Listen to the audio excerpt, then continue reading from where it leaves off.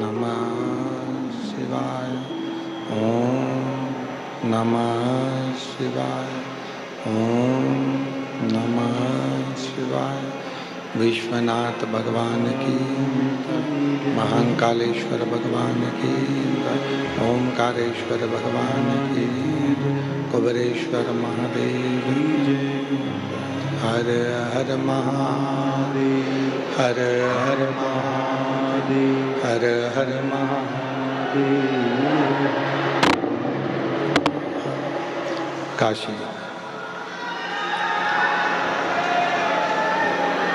विश्वनाथ, ओगड़दानी, त्रिकालदर्शी, कैलाशी, अविनाशी भगवान शिव की पवित्र पावन शिव महापुराण की कथा रुद्राक्ष महोत्सव 2026 की ये पवित्र पावन बेला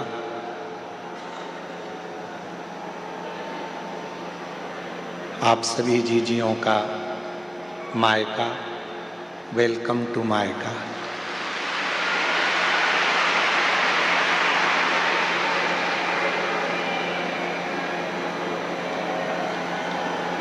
बच्चों के नानी हाउस में बच्चों का स्वागत है और मेरे जीजाओं के ससुराल में आपके साले की तरफ से आपका स्वागत है।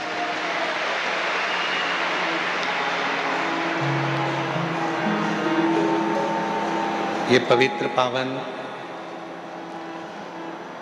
कुबेरेश्वर बाबा की पवित्र धरा, जहाँ इस पवित्र प्रांगण में जो ये आप लोगों ने बनवाया है, आप लोगों की सेवा के लिए ये पवित्र पंडाल में पहली बार बाबा की ये कथा यहाँ हो रही है।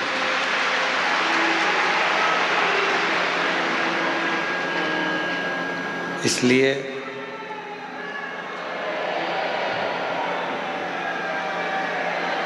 इस पवित्र कथा के दिव्य और भव्य रुद्राक्ष महोत्सव 2026 के अवसर पर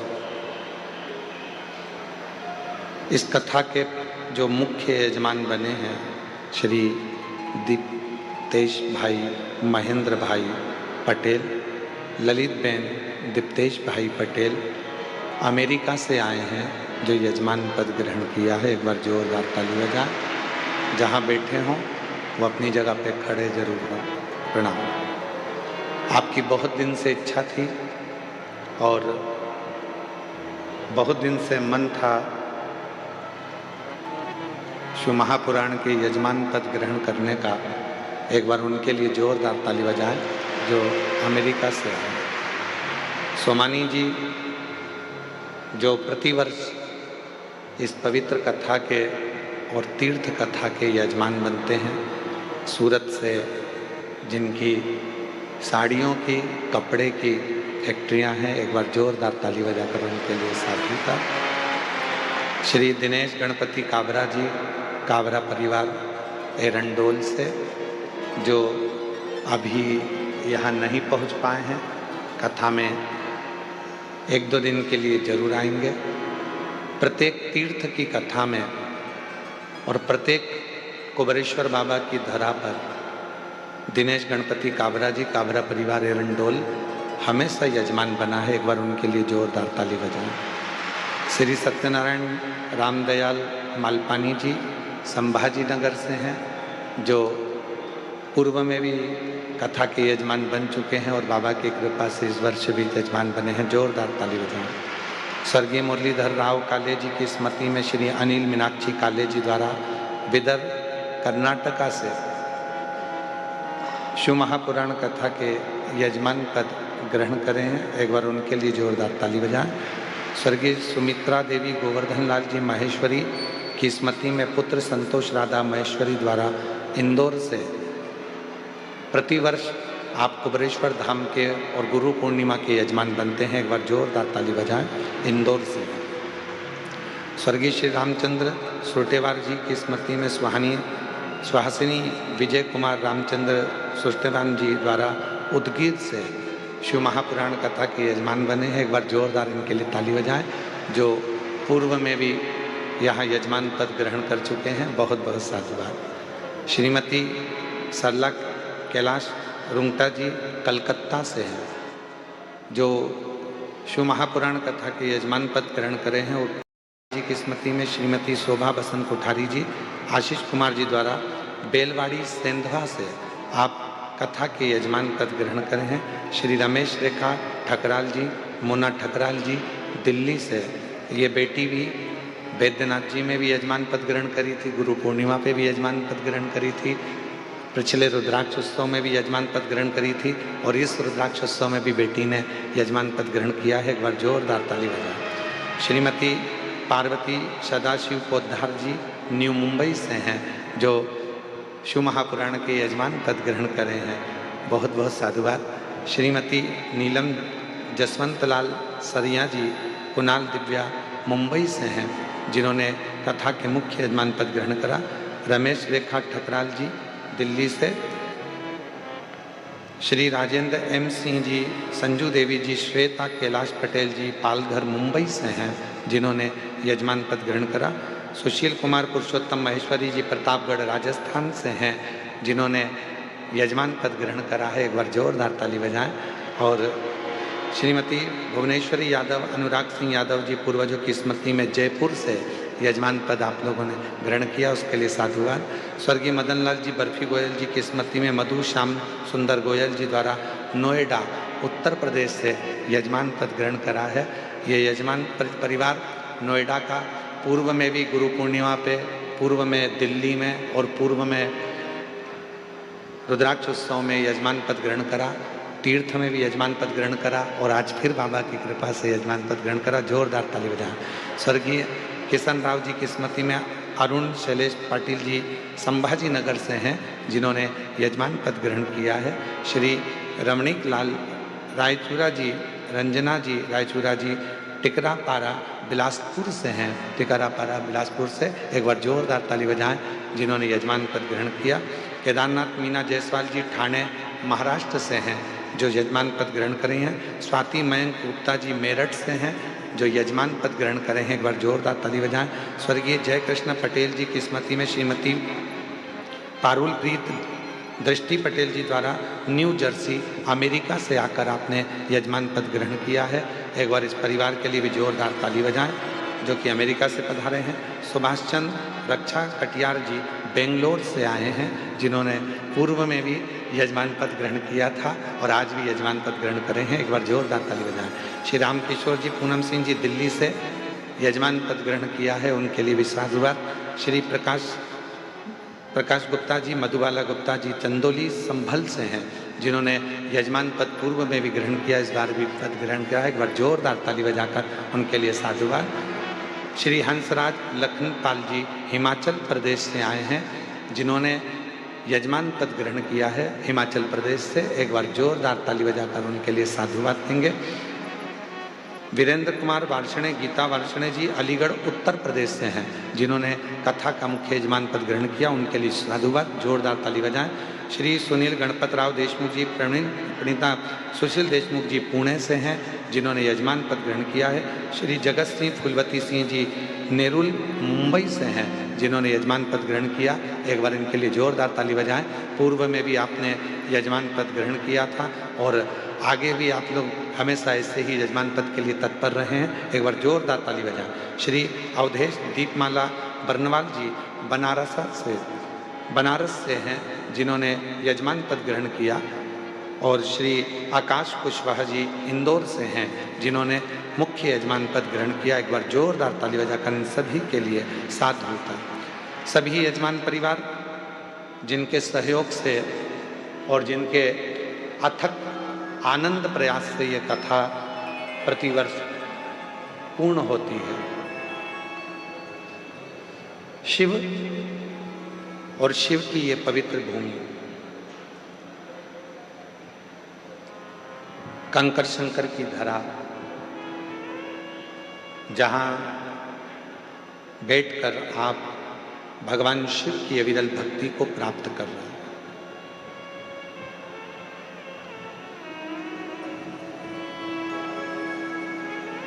7 दिन के लिए आप अपने पिता के घर आए हैं। इस भूमि का नियम रहा है, इस भूमि से कोई खाली नहीं गया है।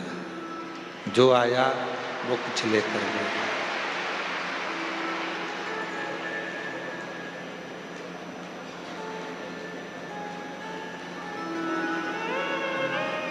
एक दादाजी की गोद में अगर पोता बैठता है, उठता है, तो दादाजी का पेन लेकर जाता है।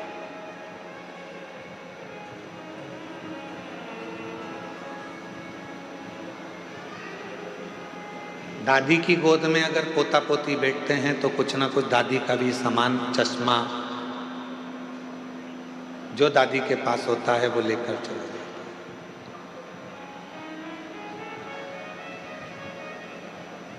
लाखों की संख्या में आप लोग आए हैं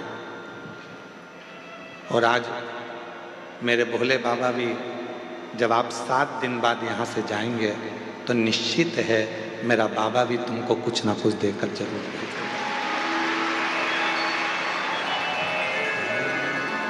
और तेरी कृपा बिना न हिले एक भी अणु, लेते हैं श्वास तेरी कृपा से तनु। बखान क्या करूं मैं राखों तेरे का, चपटी भभूत में खजाना कुबेर का। हे गंगाधार मुक्ति ओंकार तू, भोले आयो शरण तिहारी, शंभु तार तार तू। बखान क्या करूं मैं राखों के ढेर का। आप भी बोलिए साथ में। बखान क्या करूं मैं राखों के ढेर, चपटी भभूत में खजाना कुबेर का। हे गंगाधार मुक्ति ओंकार तू, भोले आयो शरण तिहारी, शंभु तार तार। बस को पकड़ना है तो बस स्टैंड जाना पड़ेगा। ट्रेन को पकड़ना है तो रेलवे स्टेशन, बोलो बोलो, जाना पड़ेगा। फ्लाइट पकड़ना है तो एयरपोर्ट जाना पड़ेगा। जहाज पकड़ना है तो समुद्र के तट पर जाना पड़ेगा। और भोले बाबा को अगर पकड़ना है तो कुबेरेश्वर धाम आना पड़ेगा।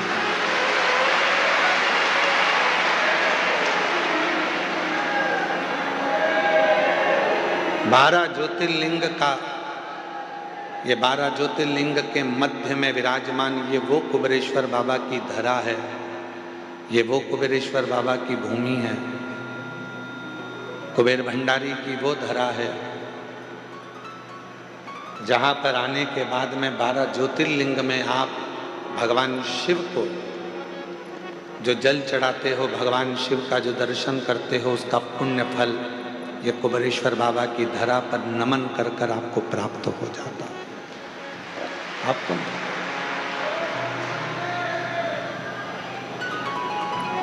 अब यहाँ रहकर करना क्या क्या है?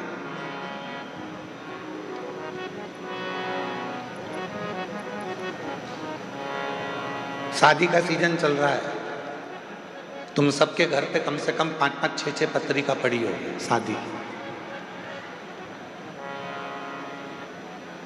किसी किसी के यहाँ तो 8-8, 10-10 पत्रिका पड़ी होगी शादी की। अरे बोलो तो सही है कि गलत है? और कभी कभी ऐसा होता है कि एक ही तारीख में 6-6, 7-7 पत्रिका पड़ी रहती है शादी की।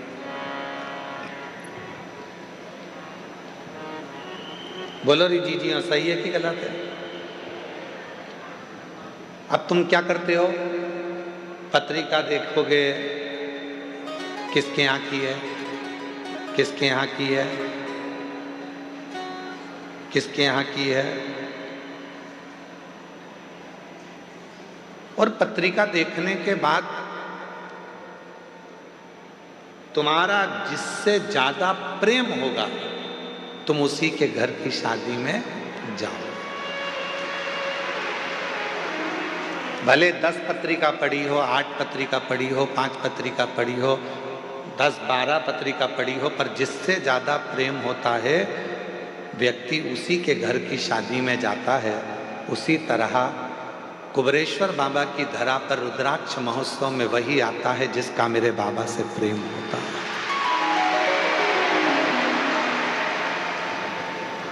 बाबा जिसको प्रेम कर लिया, आपने बाबा से स्नेह करा, आपने बाबा से प्रेम करा, पर बाबा भी तो आपसे प्रेम करे।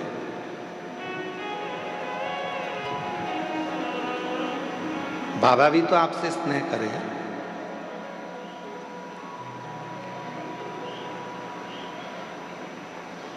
तो जितने ये लाखों की संख्या में जो शिव भक्त बैठे हैं, 1 पंडाल, 2 पंडाल, 3 पंडाल, 4 पंडाल, 5 पंडाल, पीछे के 3 पंडाल, जितने जितने पंडाल में आप लोग बैठे हुए हो, आप सब ध्यान रखना, आप बाबा को कितना चाहते हो ये नहीं मालूम, पर आपको देखकर ऐसा लगता है कि मेरा भोले बाबा आपको बहुत चाहता है, आपको बड़ा स्नेह।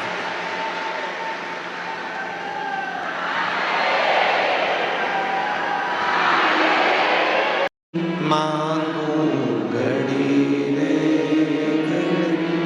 दुख काटो, दया करीन दर्शन तो, शंभु शरणे पड़े मांगो घड़ी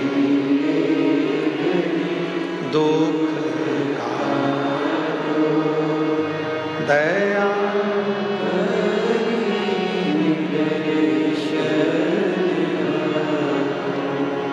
शिव आपसे प्रेम करते हैं, भगवान औघड़दानी आपसे स्नेह करते हैं।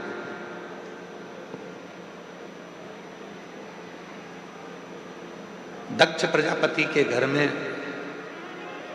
60 कन्याओं का जन्म हो चुका था।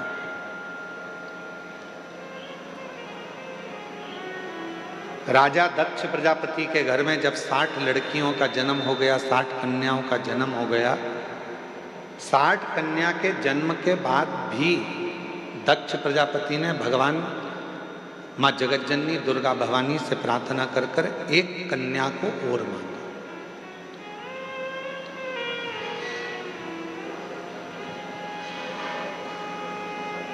एक कन्या और मांगी। माँ दुर्गा भवानी ने पूछा, हे दक्ष प्रजापति, तेरे घर में 60 लड़कियों का जन्म हो चुका है और तू एक लड़की और मांग रहा है, बेटी मांग रहा है।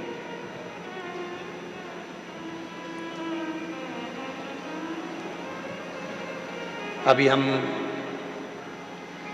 कल डबरा की कथा पूरी करके फिर हम छतरपुर के बागेश्वर धाम गए थे। वहाँ पर भाई श्री रमेश भाई जी ओझा जी ने, पूज्य भाई श्री ने एक बड़ी सुंदर बात कही।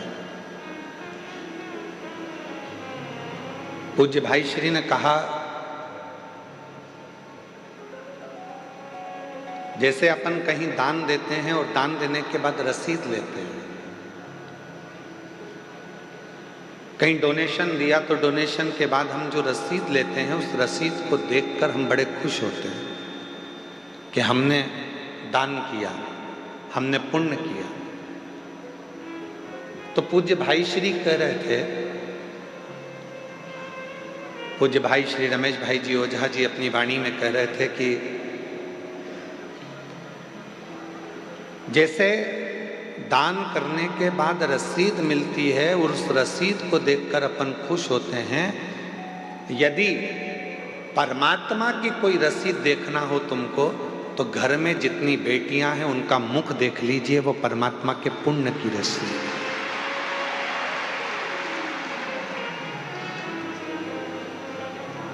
वो परमात्मा के पुण्य की रसीद है।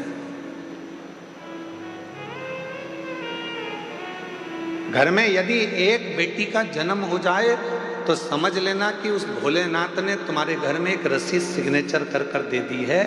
ये रसीद ही कन्यादान करने के बाद तुम्हें पार लगा देगी, वो रसीद।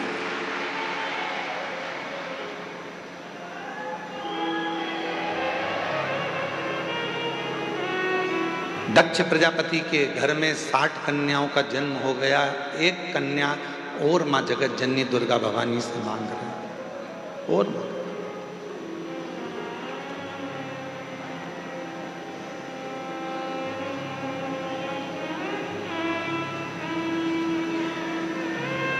हे मां जगत जननी दुर्गा भवानी मां, हमारे घर में एक लड़की और हो जाए, एक बेटी और जन्म ले ले, एक बेटी का जन्म और हो जाए।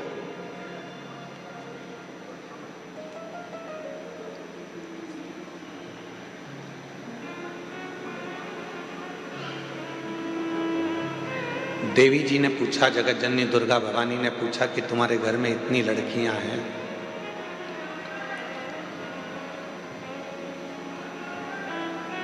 पीछे की आवाज का ध्यान दे, तुम्हारे घर में इतनी बेटियां हैं, तुम्हारे घर में इतनी लड़कियां हैं, तो तुम्हें और लड़की की क्या जरूरत है? तो दक्ष प्रजापति ने मां जगत जननी दुर्गा भवानी से कहा, मां, एक कन्यादान करने पर हजारों अश्वमेध यज्ञ का फल प्राप्त हो जाता है,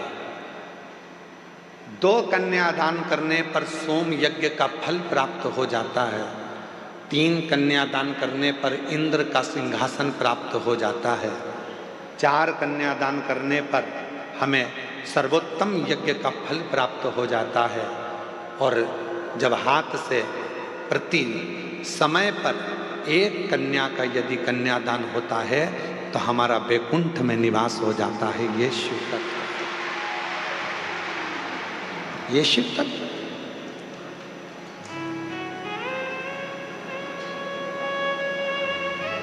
एक बेटी और दे दो। और दक्ष प्रजापति के घर में मां जगत जननी दुर्गा भवानी ने कहा कि बेटी ढूंढने के लिए कहाँ जाऊंगी या बेटी को खोजने के लिए कहाँ जाऊंगी, इसलिए मैं खुद तुम्हारे घर में, मां जगत जननी कहती हैं कि बेटी बनकर तेरे घर में आऊंगी, स्वयं तेरे घर में आऊंगी।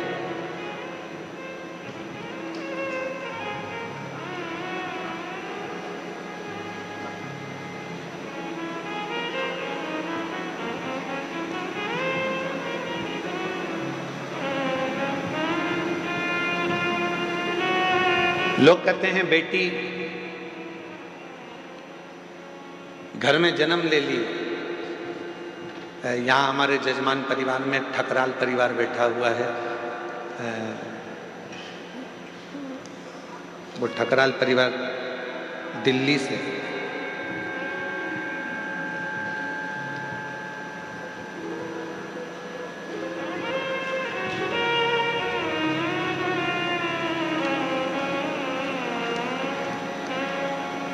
इस बेटी से एक हिम्मत लेना चाहिए। कहाँ बेटी है बेटा? ये बेटी है। इस बेटी से एक हिम्मत लो। एक कथा का यजमान पद ग्रहण करने के बाद में जब यहाँ से जाती है तो बाबा से कहकर जाती है कि दूसरे फिर जजमान बनने के लिए तुझे व्यवस्था करना है और ऐसी व्यवस्था करना है कि मैं अपने माँ बाप को कुबेरेश्वर धाम पर आकर यजमान पद ग्रहण करा दूं। नौकरी कर कल एक डबरा के अधिकारी जी ने प्रश्न किया डबरा में, पूर्व गृह मंत्री श्री नरोत्तम मिश्रा जी के यहाँ कथा चल रही थी, तो वहाँ एक अधिकारी ने, वहाँ के अच्छे अधिकारी ने एक प्रश्न किया कि गुरुजी, कथा बहुत होती हैं, पर आप जब शिव पुराण की कथा करते हैं तो ये आपकी कथा में बहुत सारी माताएं आती हैं, इसका कारण क्या है?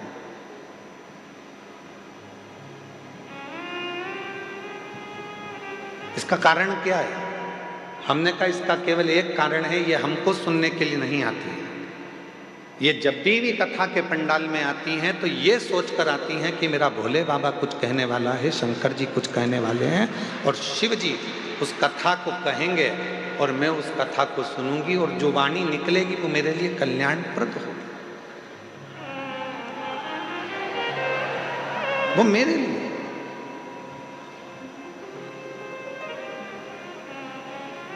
एक लड़की की सर्विस नहीं लग रही थी, एक माँ बाप पत्र है,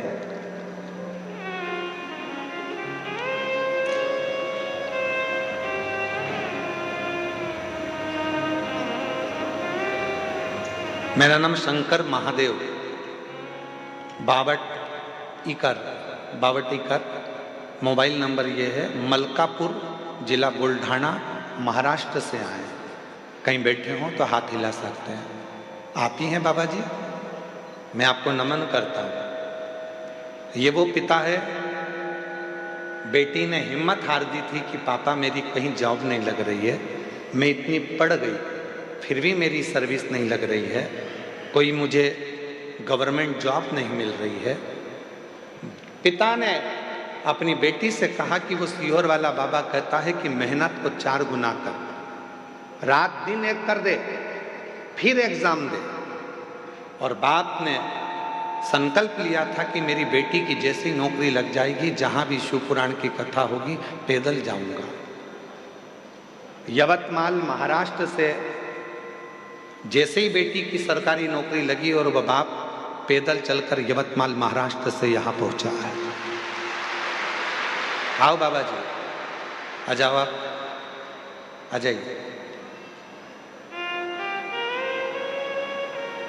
मलकापुर जिला बुल्ढाना महाराष्ट्र से पैदल चलकर आए और आज से नहीं निकले हैं, कम से कम 10 दिन 15 दिन पहले के निकले हैं। धीरे धीरे धीरे धीरे शिव का नाम लेते लेते, शंकर का गुणगान करते करते करते करते यहाँ तक पहुंचे। विश्वास,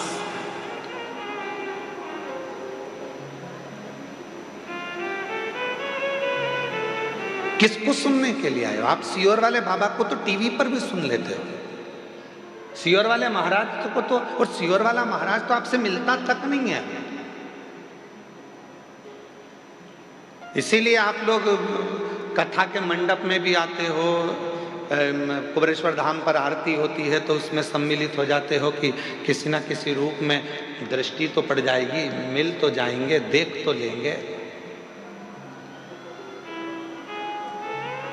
और दया की ना होती जो आदत तुम्हारी, तो सुनी ही रहती अदालत तुम्हारी।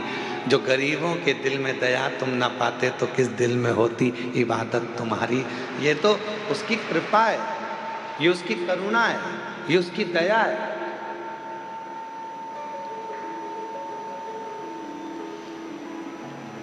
ये शिव की उदारता है। एक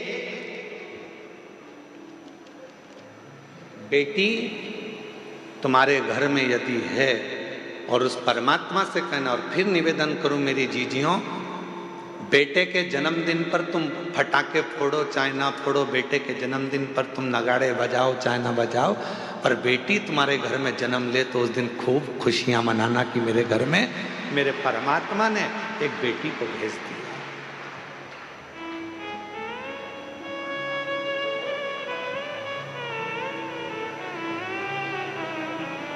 आज की बेटियां कोई साधारण नहीं है।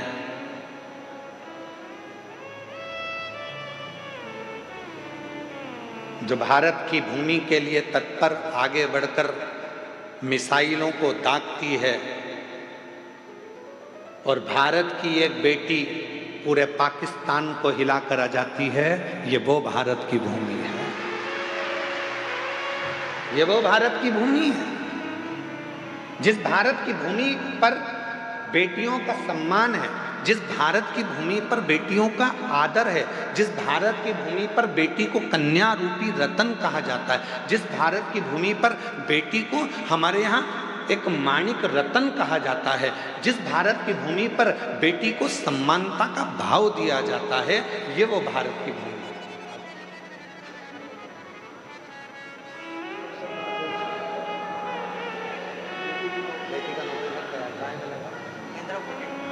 दया की न होती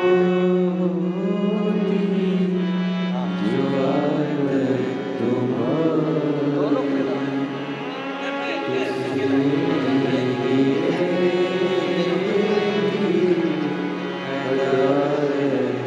इस पिता के लिए जोरदार ताली बजाओ। बेटी का जॉब लगा तो यवतमाल महाराष्ट्र से पैदल चलता चलते कुबेरेश्वर धाम।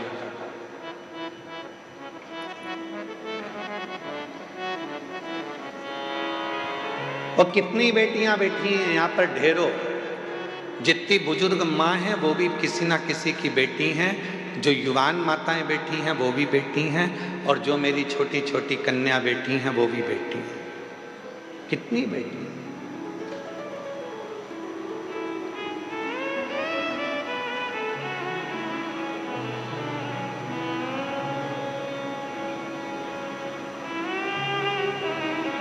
अभी भोपाल में एक सम्मेलन था, उस सम्मेलन में हम गए थे, तो उसमें हमसे पूछा गया कि आप राष्ट्र को अगर उज्जवल देखना चाहते हैं तो क्या देखना चाहते हैं।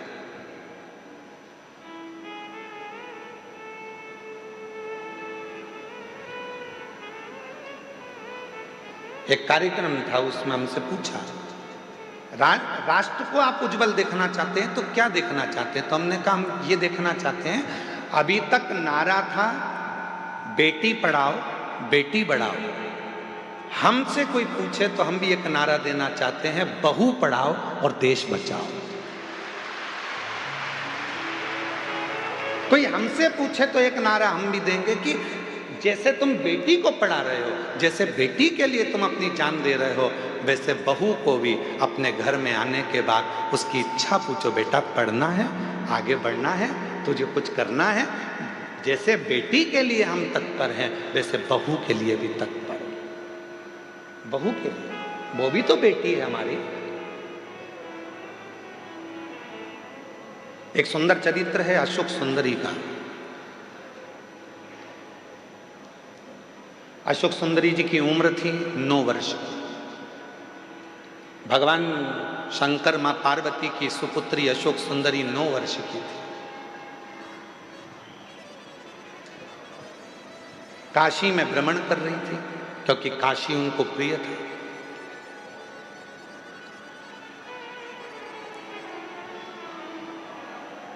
अशोक सुंदरी जी को काशी बड़ा प्रिय था।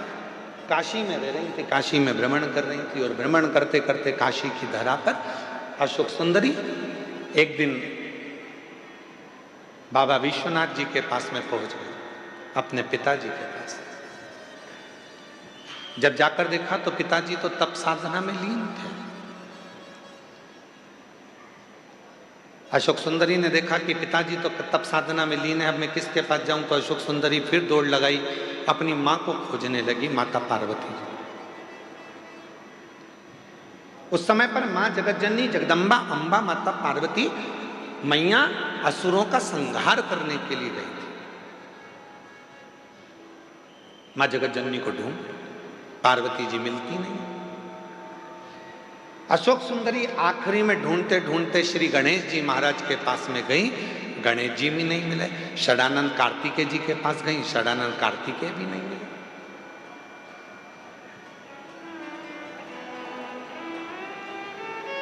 बहुत ढूंढा।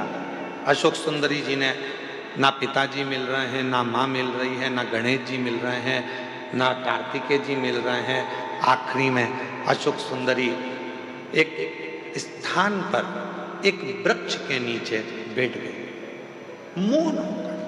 और जो बात हमने आपसे पहले भी कही, आज फिर कहते हैं, जब तुम्हारे मन में अशांति उत्पन्न हो, जब तुम्हारे मन के अंदर बहुत ज़्यादा टेंशन हो, अशांति हो, चिंता हो, डिप्रेशन हो, कहीं मत जाओ, एक किसी वृक्ष के नीचे कुछ देर के लिए। ये प्रकृति ने जो हमको वृक्ष दिए हैं, ये हमारे डिप्रेशन को, हमारी अशांति को शांत करने के लिए दिए। किसी वृक्ष के नीचे 10 मिनट के लिए मौन होकर बैठ जाओ और बाबा के ओम नाद का स्मरण करिए। ओम नाद का स्मरण।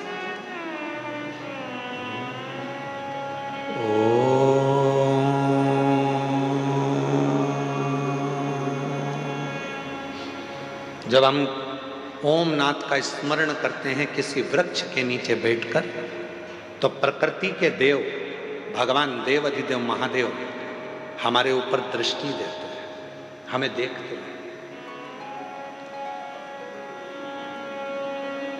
शिव महापुराण की कथा में लिखा है, गर्ग संहिता में लिखा है, पद्म पुराण में लिखा है, नर्मदा पुराण में लिखा है, स्कंद पुराण के रेवा खंड में लिखा है, जो पुण्य नदी के तट पर भजन करने में मिलता है, जो पुण्य तीर्थ में जाकर भजन करने में मिलता है, जो पुण्य घर से बाहर निकलकर भजन करने में मिलता है, वो पुण्य एक वृक्ष के नीचे बैठकर ओम का नाद करने से तुरंत प्राप्त हो जाए।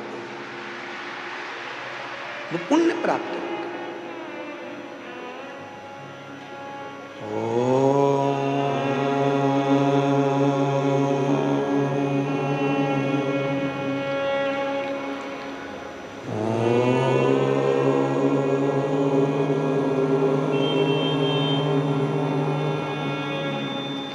एक नाद शिव से मिलने का। आप भी एक बार उच्चारण करिए, अपने नेत्र को धीरे धीरे बंद कर कर, पीठ को एकदम सीधा कर कर,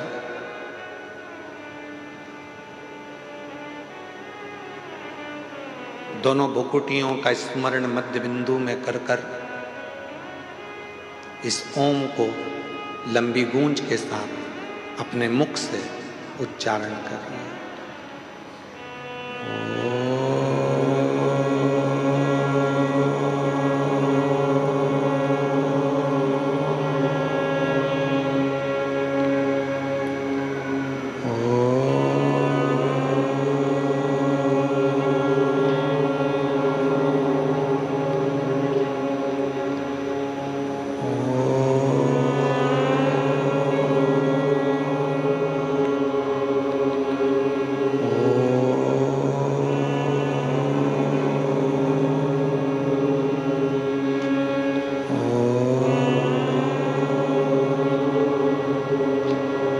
धीरे धीरे नेत्रों को खोलिए,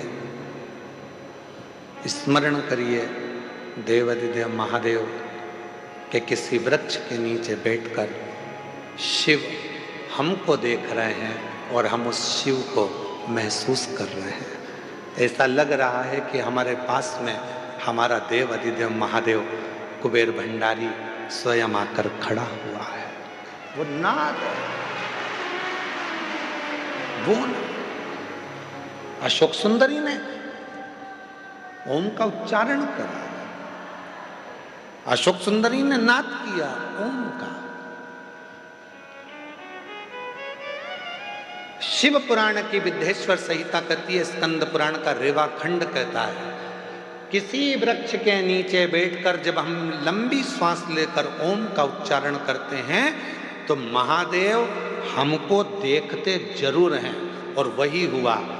जैसे ही अशोक सुंदरी ने काशी में बैठकर ओम नाद करना प्रारंभ करा, शिव जी की दृष्टि पड़ी तो इतने में भगवान शंकर तो तप में लीन थे और अशोक सुंदरी उनको महसूस कर रही है कि मेरे पिता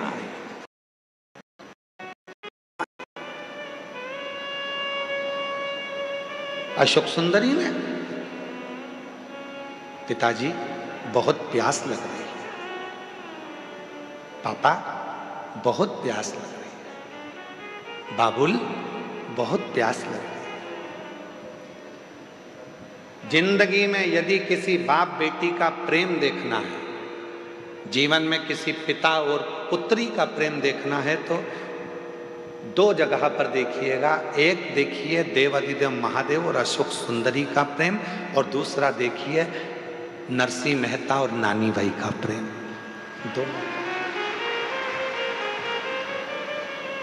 संबंध क्या है, रिश्ते क्या है, नाते क्या है, एक बाप और बेटी का स्नेह क्या होता है, ये शिव पुराण बता सकता है।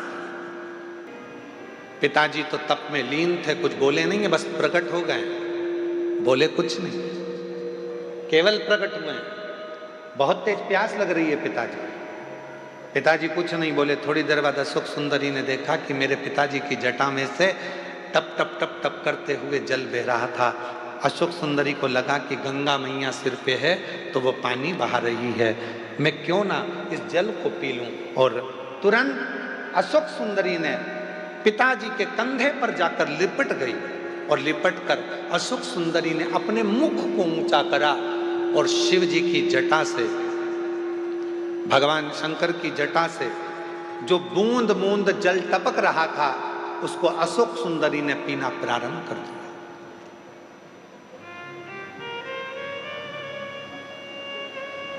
3 बूंद मुख में गई, चौथी बूंद मुख में गई, 5वीं बूंद मुख में गई, 6ठी बूंद मुख में गई, और 7वीं बूंद जैसे ही मुख में जा रही थी, इतने में मां जगत जननी जगदम्बा अम्बा दौड़कर सिंह पर चढ़कर अपनी बेटी के पास दौड़कर आ रही थी।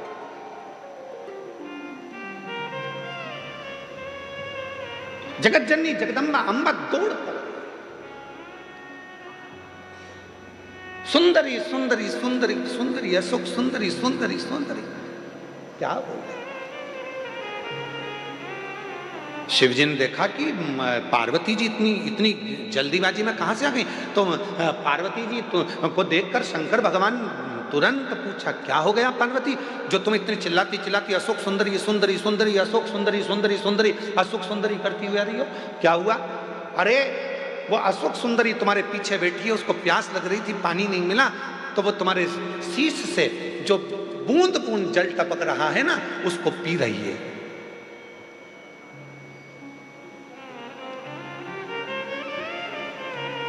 पार्वती जी बोली, वो बूंद बूंद जल को पी रही है। शिवजी बोले, तो गंगा ने तो जल नहीं टपकाया, गंगा ने तो एक बूंद जल नीचे नहीं गिराया।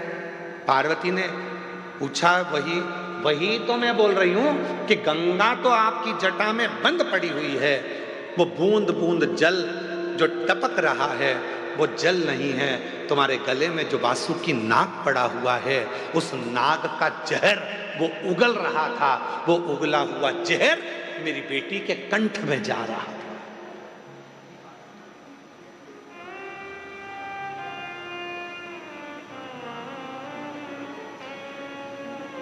वो वासुकी नाग का उगला हुआ जहर मेरी बेटी के कंठ में जा रहा है, इसलिए मैं अपनी बेटी को बचाने आई हूं। शंकर भगवान बहुत तेज मुस्कुराए, हंस दिए। शिवजी ने कहा, पार्वती तुम मुझे जान नहीं पाई। सुन लेना दुनिया के लोगों, जो शिवजी पे चढ़े हुए जल का पानी पीने के लिए मना करते हैं, जल पीने का मना करते हैं, उनके लिए कथा प्रेरणा है। लोग कहते हैं शिवजी पे चढ़ा हुआ जल नहीं पीना चाहिए, वो कथा को ध्यान से सुनना। आज रुद्राक्ष महोत्सव 2026 के प्रथम दिवस की कथा को अपने चित्त में बिठाना। शिवजी हंसे, पार्वती से कहा, पार्वती तू मुझे अभी तक समझ नहीं पाई है। पार्वती ने पूछा, क्यों, तूने क्या कहा। मेरे जटा से बाल में से पानी टपक रहा था और अशोक सुंदरी पी रही थी, और वासुकी नाग ने जहर उगला था, वो जहर अशोक सुंदरी के मुख में चला गया था। अरे पार्वती तो मुझे समझ नहीं पाई है। पार्वती अगर जहर भी मुझ पर चढ़ जाता है तो वो भी अमृत बन जाता है। तो कब समझेगी?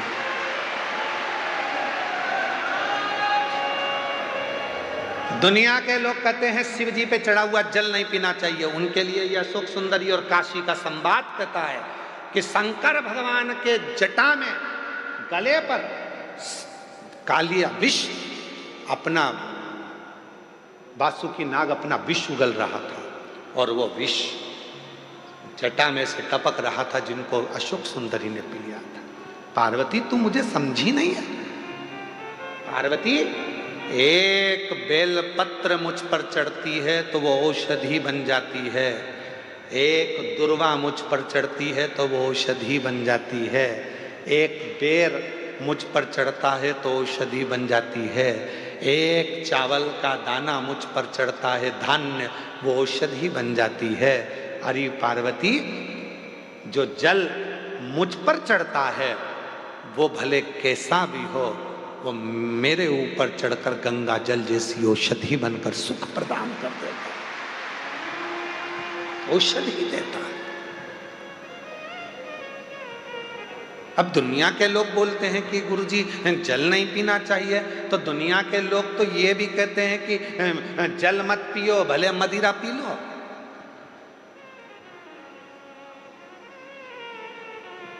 दुनिया के लोग तो बड़े बड़े अच्छे अच्छे हीरो भी गुटखे का प्रचार कर रहे हैं, खा लो गुटखा।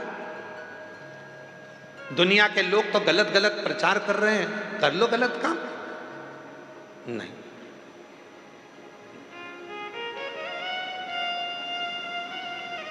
शिव कथा कर रही है। भगवान देव अधिदेव महादेव पर हम तो यहां तक कहेंगे, डबरा की कथा में कहा था, आज फिर कह रहे हैं। 3 दिवसीय डबरा की कथा में कहा था, यदि तुम्हारे पास में देने के लिए शिव जी के कुछ भी नहीं है, कुछ भी तुम्हारे पास में नहीं है मेरी जीजियों, मेरे जीजाओं, मेरी बेटियों, मेरे बेटाओं, क्योंकि भगवान शंकर प्रकृति के देवता हैं। शिव जी को ना तुम्हारा धन चाहिए, ना वैभव चाहिए, ना दौलत चाहिए, ना तुम्हारी सत्ता चाहिए। शंकर भगवान को देने के लिए कुछ भी नहीं है, तो बस उसको दर्शन कर लो, नेत्रों से निहार लो, उस शिवलिंग का दर्शन करो, वो तुमको सुख देगा, सुख देगा।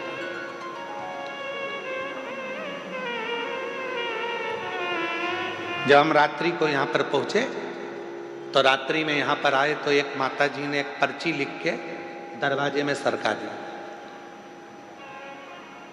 तुम ऐसा मत करना। एक माता जी ने पर्ची लिखी और दरवाजे में सरका दी।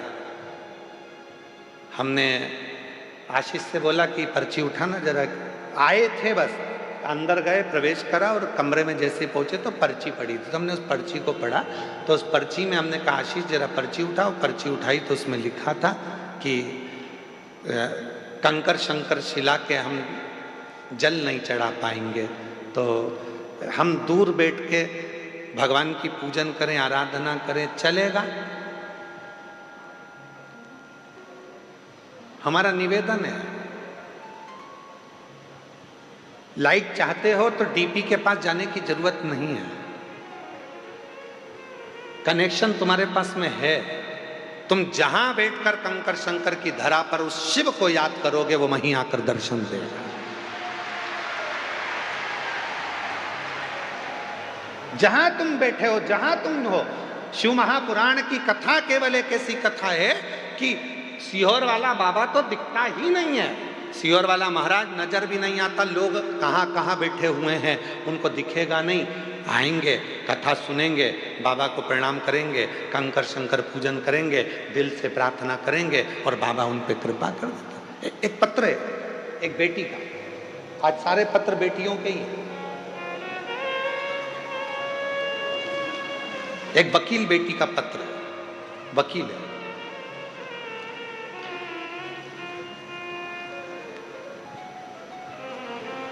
मैं सरोज परिहार जोधपुर राजस्थान से आई हूँ।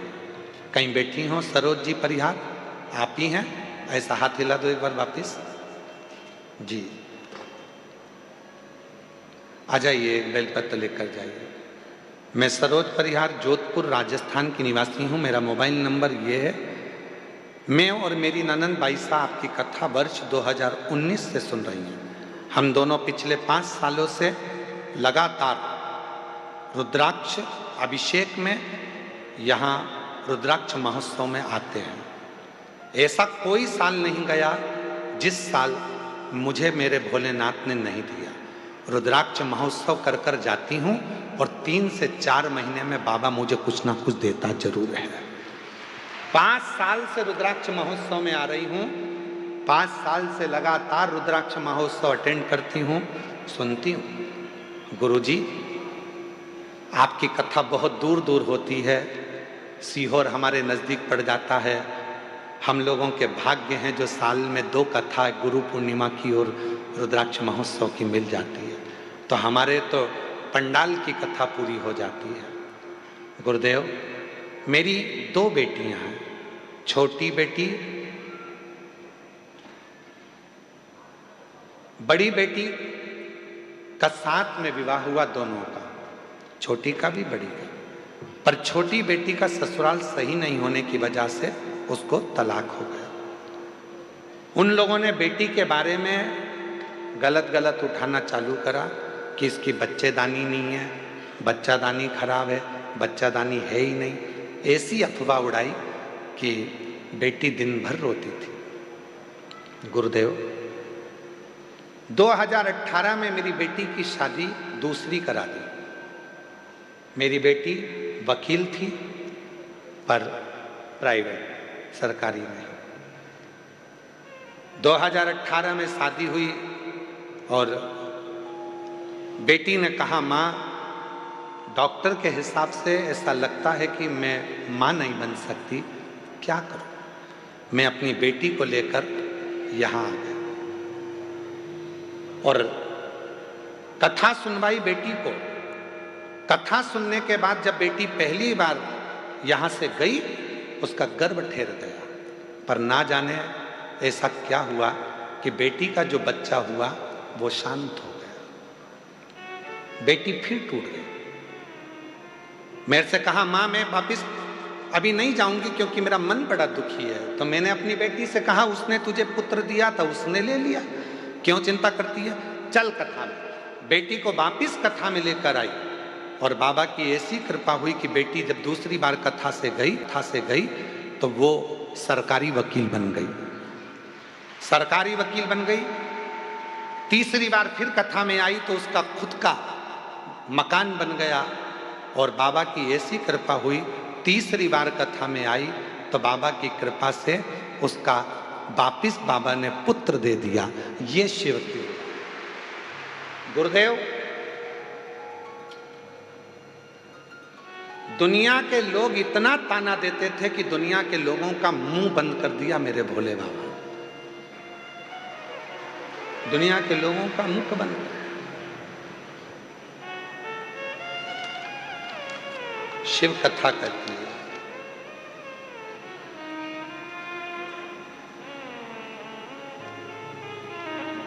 हमने हमारा जो बच्चा हुआ है, बेटी का लड़का, उसका नाम दुनिया बहुत सारे महाराजों ने बताया, इससे नाम रखना, उससे नाम रखना, पर हमने तो सीहोर वाले कुबेरेश्वर बाबा के नाम पे ही उसका नाम कुबेर सिंह सोलंकी रखा है।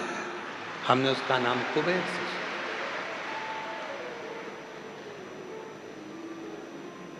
इसमें एक लाइन माता ने लिखी कि मेरी बेटी इतनी टूट गई थी, वकील होकर इतनी टूट गई थी कि वो अपने शरीर को नहीं रखना चाहती थी, इतनी टूट गई। हिम्मत दी शिव ने, सीहोर वाले महाराज ने नहीं। और फिर निवेदन है, तुम सीहोर वाले महाराज के चक्कर में पड़ना भी मत, बिल्कुल भी। तुम चक्कर में पड़ना वो कुबेरेश्वर बाबा के, तुम चक्कर में पड़ना वो काल अधिपति महाकाल के, तुम चक्कर में पड़ना वो विश्वनाथ के, हमारे नहीं। तुम्हारे चक्कर में हम बाहर नहीं निकल पाते हैं।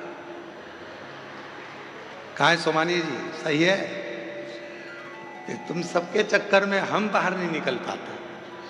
कभी मन भी करता है कि इतना बड़ा मेला लगा हुआ है, इतनी बड़ी मेला चल रहा है, चलो थोड़ी देर भोजनशाला चलकर देख लें, सबसे मिल लें। वो मिलना तो गया, तुम्हारी भोजन की थाली रख रख के तुम सब वहाँ इकट्ठे हो जाते हो, और हमको डर लगने लगता है कि कहीं तुमको तकलीफ ना हो जाए।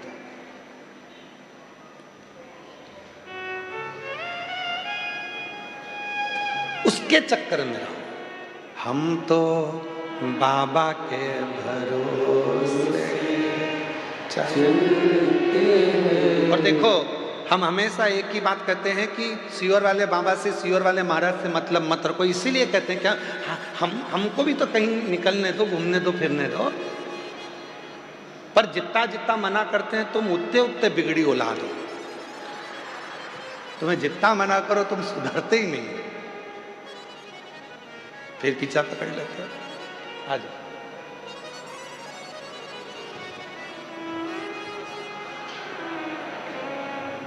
बाबा ने हमको चलना सिखाया, बाबा ने हम रोते नहीं, रोते नहीं, रोते नहीं, आंसू पोछो पहले, रोते नहीं, आंसू पोछो पहले, रोते नहीं, आंसू पोछो पहले, आंसू पोछो। अच्छा खुश होकर जा, बाबा ने सब सुन लिया ना, सब दे दिया, क्या सोचना। ये बेटी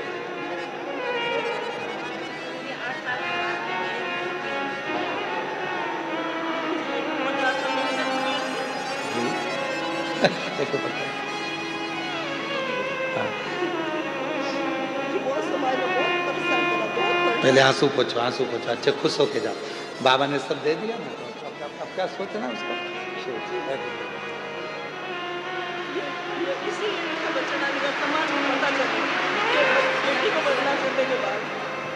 तो पता दो।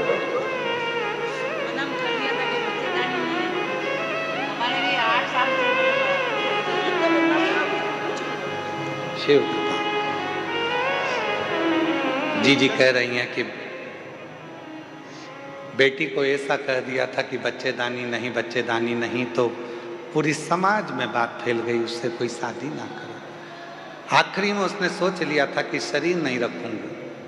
तब वो बहन अपनी बेटी को लेकर एक रुद्राक्ष उत्सव में यहाँ आ गई। बेटी कथा सुनी, बेटी की शादी हो चुकी थी। वहां पर भी उसको सम्मान नहीं मिल पा रहा था कि संतान ने बाबा ने दे दी।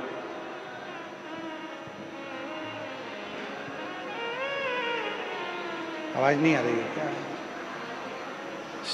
शिव कृपा से, शंकर जी की करुणा जब होती है तो अपने आप सब कार्य होता है। इसीलिए आप लोगों से फिर कहते हैं, ऐसे दयालु नाथ से रिश्ता बनाइए। मेरी जीजियों, जितनी मेरी जीजी जीजा हैं, जितनी स्तुति हम करें उतनी स्तुति आपको करना है। हम भी बोले और तुम भी बोलो साथ में। तुम्हारी आवाज और हमारी आवाज दोनों मिले तो आनंद। ऐसे दया रिश्ता बनाइए, ऐसे दयालु नाथ से रिश्ता मिलता रहेगा आपको जो कुछ भी चाहिए, मिलता रहेगा आपको जो कुछ भी चाहिए।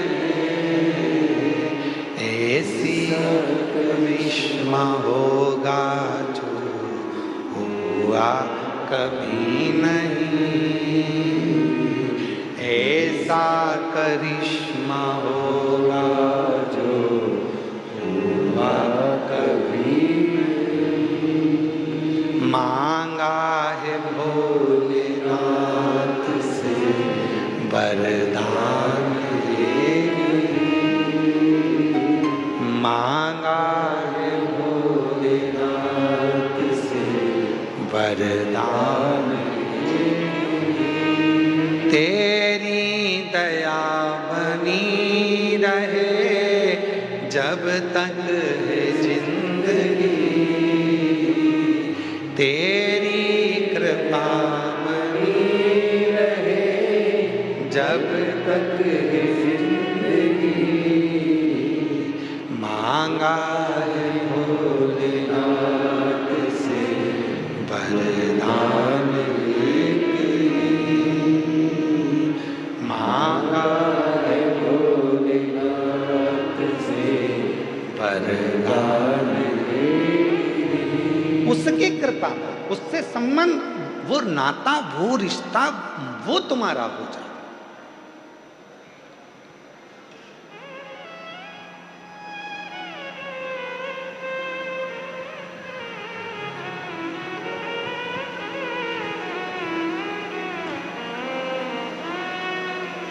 तीन चीजें हो सकता है लोगों को बुरा लग जाए, बोल दें, जम के तो बोलो, संभाल लोगे, ठीक है।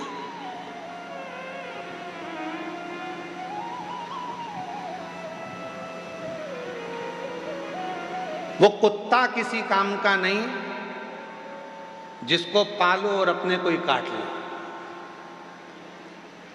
यार पूरा सुनो, अभी नहीं बजाना, अपने को धर लो। वो कुत्ता किसी काम का नहीं जिसको पालो वो ही काट ले। वो पैसा किसी काम का नहीं जिसको कमाओ और हमको ही बिगाड़ दे। और वो संबंध किसी काम का नहीं जो वक्त पड़ने पर हमको ही निपटाने का सोच ले। वो रिश्ते, वो नाते, वो संबंध, वो हमारे अपने रिश्ते जिनको चाहिए कि हमको उन्नति की सीढ़ी पर चढ़ाए, वो ही हमको खाने को जोड़ दौड़ जाए, तो वो रिश्ते किस काम के, वो संबंध किस काम के।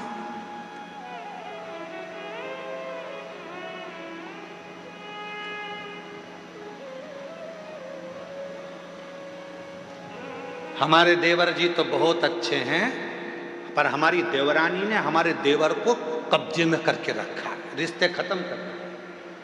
अब उनका दोनों का अच्छा प्रेम भाव है, देवर पति पत्नी का। तुम्हें भड़काने की जरूरत क्या है, आग डालने की, घी डालने की? ये उनके कहने पे चलते नहीं। वो रिश्ते बेकार, वो रिश्ता किसी काम का नहीं है, वो रिश्तेदार किसी काम के नहीं है जो वक्त पड़ने पर साथ देने की जगह तुम्हारे को ही काटने का, तुमको ही निपटाने की सोच है, वो किसी काम।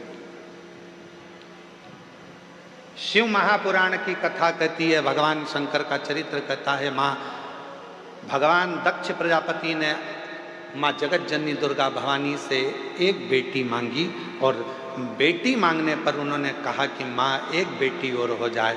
माँ जगत जननी ने मना कर दिया कि तुम्हारे घर में पहले से 60 लड़कियों ने जन्म ले लिया, फिर एक बेटी और क्यों चाहिए? तो कहा कन्या दान करने में जो सुख है वो सुख कहीं, सुख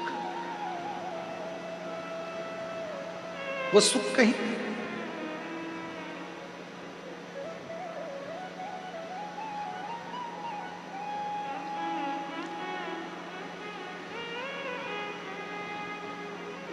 जगत जननी जगदम्बा अम्मा ने कहा कि मैं स्वयं तुम्हारे घर में बेटी बनकर जन्म आई। माँ जगत जननी दुर्गा भवानी खुद बेटी बनकर आई और प्रसूति के गर्भ से एक कन्या ने जन्म लिया जिसका नाम सती हुआ। माता सती बाल्य अवस्था से, जब माता सती का जन्म हुआ था, जब गोदी में माता सती जी थी, प्रसूति की गोद में माता सती थी, बाल्यावस्था में माँ सती माता की गोद में जब अटखेलियां कर रही थी, दक्ष प्रजापति ने सती के जन्म उत्सव को मनाया, सारे देवताओं को बुलाया, सबको निमंत्रण दिया। शिव जी के पास में भी निमंत्रण गया, शंकर जी के पास।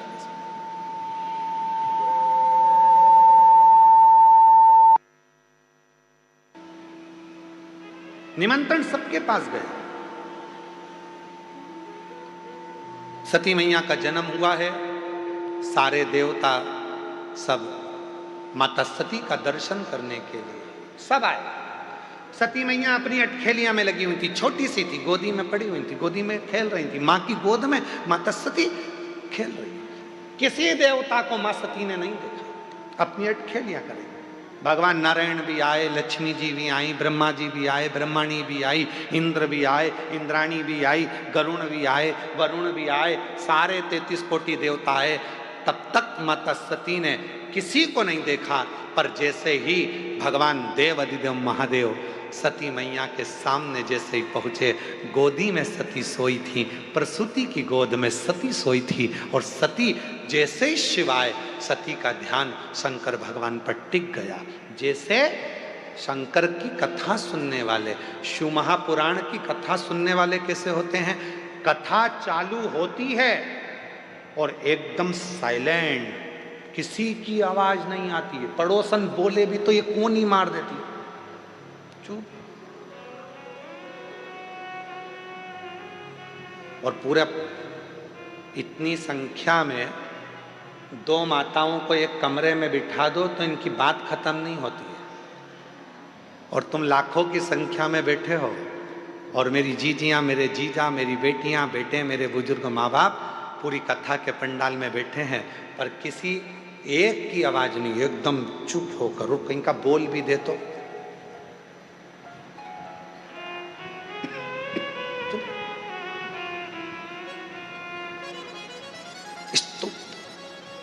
जैसे सती मैया भगवान देव अधिदेव महादेव को देखकर एकदम स्तुप्त हो गए, कुछ नहीं कर रही, ना पांव हिलाए ना हाथ हिलाए, शिव को देख रही, केवल शिव।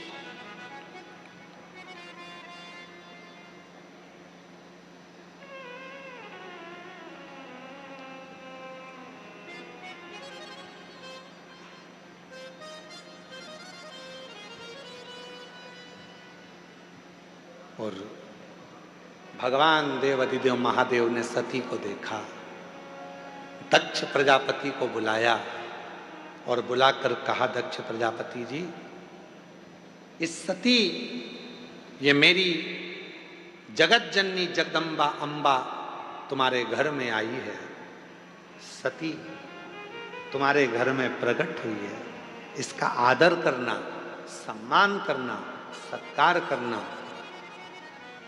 जिस घर में बेटी का अपमान होता है, जिस घर में बेटी का आदर नहीं होता है, जिस घर में बेटी का सत्कार नहीं होता है, एक दिन वो घर में धीरे धीरे लक्ष्मी संपदा वैभव समाप्त होते चले जाता है। आदर बेटी का आदर। और आपका पूरी कथा को उठाकर देख लीजिए, दक्ष प्रजापति ने ना सती का सम्मान करा, ना सती जी के पति का सम्मान करा, ना सती का आदर करा, ना सत्कार करा। आखिरी में हुआ क्या? दक्ष प्रजापति का सिर कट गया और बकरे का मुख लग गया। सम्मान दो।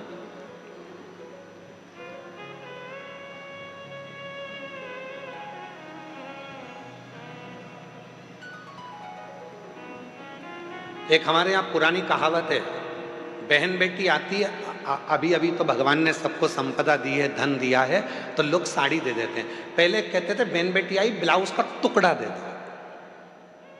क्या दे दो? अरे जम के तो बोलो, ब्लाउज का टुकड़ा। ऐसा घड़ी बना हुआ रहता था ऐसा, और 60, 70, 80 रुपए में मिल जाता था। ऐसा अच्छा बढ़िया पन्नी में धरा धरा है। तो माता इतनी चतुर होती थी, उसमें टीकी का पत्ता रख के और 2 चूड़ी रख के और ऐसा उसको बढ़िया जमा जमू के और उसको बहन बेटी को दे दे, ब्लाउज का टुकड़ा दे दे। क्यों? दक्ष प्रजापति अपने राजसभा में, अपनी सभा के अंदर सती को एक जमीन का टुकड़ा नहीं दिया था बैठने के लिए, तो वो दक्ष प्रजापति का घर भी गया और शीश भी गया। अगर वो एक टुकड़ा दे देते तो दक्ष प्रजापति का ना शीश कटता, ना दक्ष प्रजापति का घर जाता। इसलिए बहन बेटी को एक टुकड़ा ब्लाउज का देकर बहन बेटी का आशीर्वाद प्राप्त कर लिया जाता है, जिससे घर अच्छा रहे। एक टुकड़ा। बहुत। दो शब्द हैं, जरा ध्यान से सुनिएगा। एक होता है चरण में रहना और एक होता है शरण में रहना। दो शब्द हैं, एक है चरण में रहना और एक है शरण में रहना। मंदिर में जाते हो, तुम्हारे घर के मंदिर में भगवान को दिया लगाते हो, पूजन करते हो, अगरबत्ती लगाते हो, धूप बत्ती लगाते हो, प्रणाम करते हो, मतलब तुम भगवान के चरण में हो। कहां पर हो? जम के बोलो जरा। चरण, इसको कहते हैं चरण में रहना। अब शरण में रहना किसको कहते हैं? मंदिर में जाकर प्रणाम कर कर, दिया लगाकर, बत्ती लगाकर, अगरबत्ती लगाकर, नमन कर कर, दिया बत्ती नी भी करी, बस भगवान के मंदिर के सामने चले गए और भगवान के मंदिर के सामने जाकर फिर तुम अपनी नौकरी पे, अपनी सर्विस में, अपनी दुकान पर, अपने व्यापार में तुम चले गए। मतलब दिन भर, जब तक दूसरे दिन तक तुम भगवान के सामने नहीं पहुंचते, तब तक भगवान की शरण में तुम बने हुए हो। कहीं पर भी चले, कहीं पर। हमारा एक नियम है, हम जब भी कहीं कथा करने के लिए जाते हैं तो यहाँ बाबा के साष्टांग दंडवत करके, बाहर तो हम ज्यादा निकलते नहीं है तुम्हारे चक्कर में, क्योंकि हम दंडवत करें तुम हमारे ऊपर दंडवत कर दो। तो दरवाजा लगा रहता है और हम वहीं से दंडवत करके और वहां की धूल को, मिट्टी को शरीर से अच्छा मल के लगाकर और कथा करने के लिए चले जाते हैं। क्यों? कि बाबा हम जब यहां से जाएं, जब तक आए तेरी शरण में रहे। और आप तो किस्मत वाले हो, चरण में भी तुम हो और शरण में भी तुम हो, दोनों तुम हो। आज बाबा के चरणों में भी बैठे हो और शरण में भी बैठे हो। ये शिव की उदाहरण, ये शंकर की।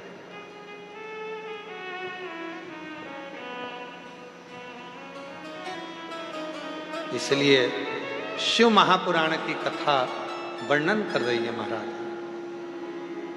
कुबेर भंडारी से मिलना बड़ा जरूरी, वो सीहोर वाले से मिलना बड़ा जरूरी, मिलना बड़ा जरूरी, हाँ मिलना बड़ा जरूरी, मिलना बड़ा जरूरी, ओ मिलना बड़ा जरूरी। कुबेर भंडारी से मिलना बड़ा जरूरी, वो काशी वाले से मिलना बड़ा जरूरी, वो काशी वाले से मिलना बड़ा जरूरी, वो काशी वाले से मिलना बड़ा जरूरी, मिलना बड़ा जरूरी, ओ मिलना बड़ा जरूरी, ओ मिलना बड़ा जरूरी, ओ मिलना बड़ा जरूरी, ओ सीहोर वाले से मिलना बड़ा जरूरी, ओ सीहोर वाले से मिलना बड़ा जरूरी, वो काशी वाले से मिलना बड़ा जरूरी, वो उज्जैन वाले से मिलना बड़ा जरूरी।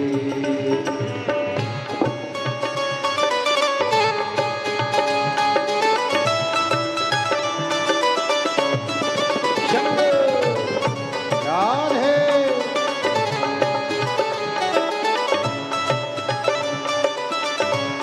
राधे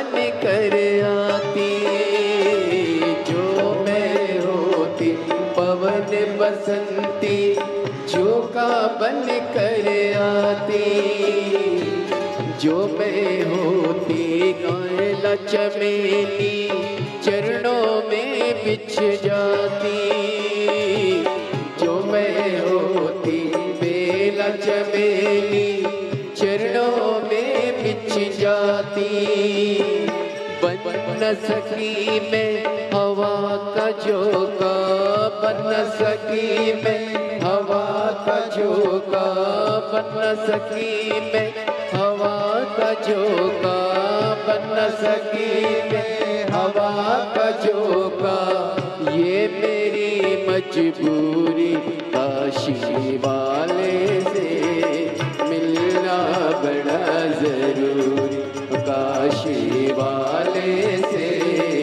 मिलना बड़ा जरूरी, डमरू वाले से मिलना बड़ा जरूरी, डमरू वाले से मिलना बड़ा जरूरी, हो मिलना बड़ा जरूरी, मिलना बड़ा जरूरी, हो मिलना बड़ा जरूरी, मिलना बड़ा जरूरी, काशी वाले से मिलना बड़ा जरूरी, काशी वाले से मिलना बड़ा जरूरी।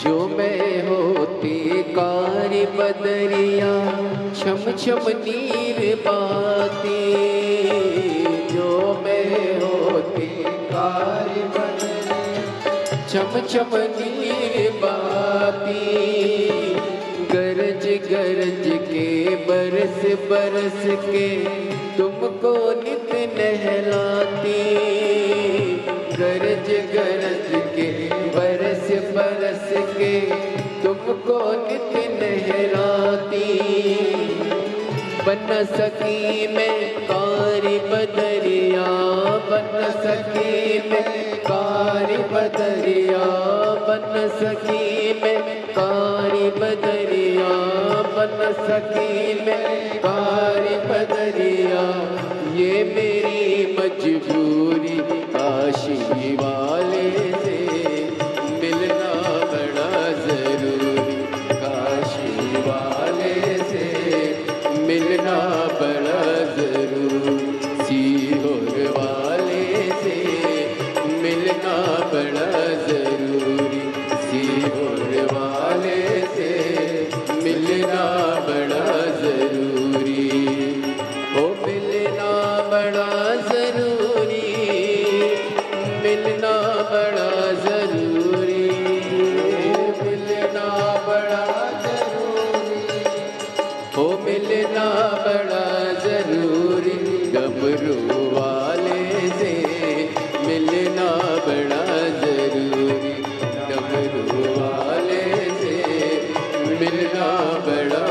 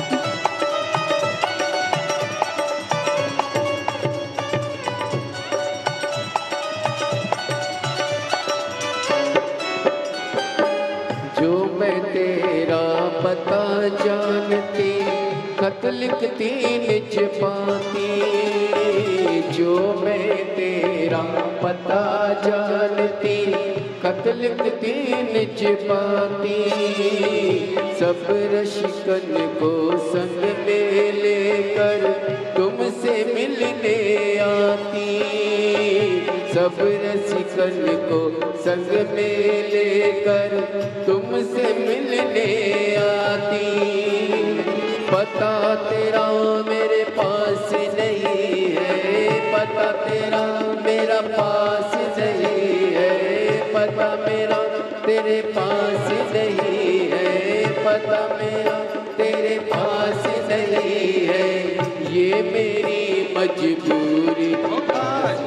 वाले से मिलना बड़ा जरूरी, वाले से मिलना बड़ा जरूरी, मेरे भंडारी से मिलना बड़ा जरूरी, सीहोर वाले से मिलना बड़ा जरूरी, ओ भोले बाबा से मिलना बड़ा जरूरी, ओ शंभो बाबा से मिलना बड़ा जरूरी, ओ भोले बाबा से मिलना बड़ा जरूरी, ओ शंभो बाबा से मिलना बड़ा जरूरी। आरे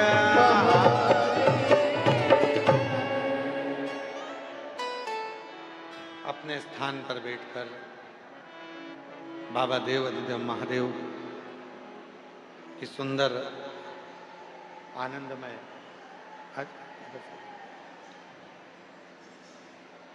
सुंदर आनंदमय लीलाओं का स्मरण करें।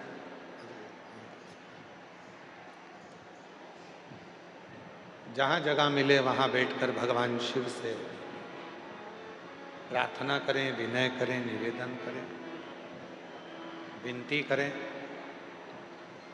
बाबा को अपने मन का भाव कहें, प्रार्थना करें।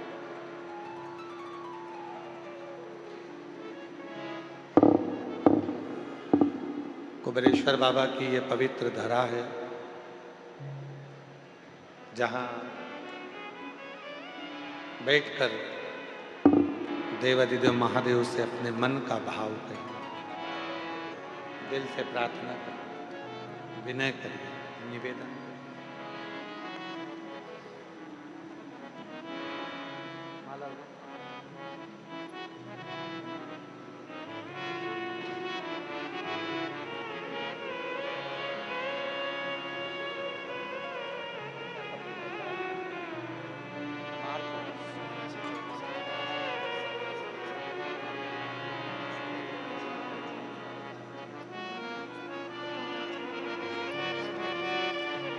महाराज जी के यहाँ भी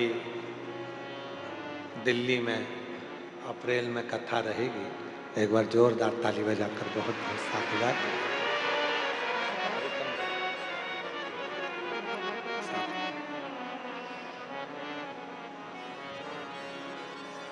शिव तत्व बाबा देवाधिदेव महादेव से अपने मन का भाव दिल से प्रार्थना करिए, विनय करिए, निवेदन करिए। जिस भूमि पर आने के लिए दुनिया तरसती है, ऐसी पवित्र कुबेरेश्वर धाम की धरा, जहाँ बाबा से प्रार्थना करने का सौभाग्य आप और हमको मिला है।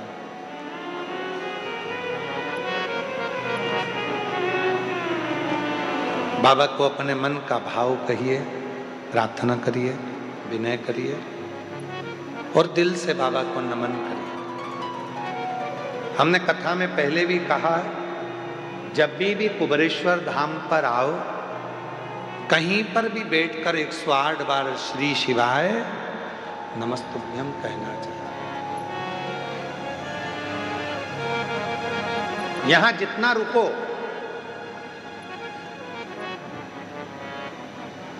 जितना रुको उतना भजन करो।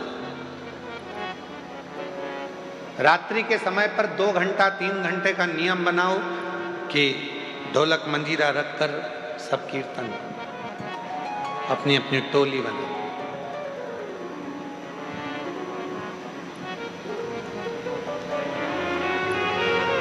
भगवत नाम का जप करें। मौका मिला है, बाबा को अपने मन का भाव कहेंगे, प्रार्थना करेंगे, निवेदन करेंगे, विनती करेंगे, बाबा को अपने मन की भाव दशा कहेंगे। साथ में बोलिएगा, प्रार्थना करिएगा, निवेदन करिएगा।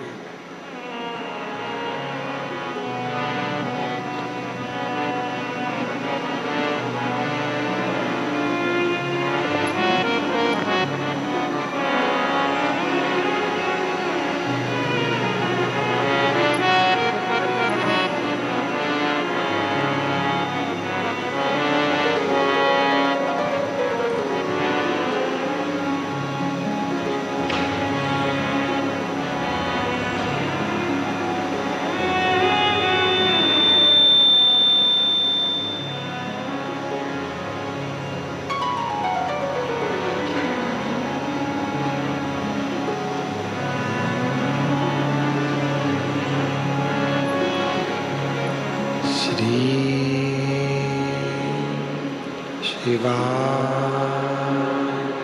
नमस्तुभ्यं। श्री शिवाय नमस्तुभ्यं। श्री शिवाय नमस्तुभ्यं। श्री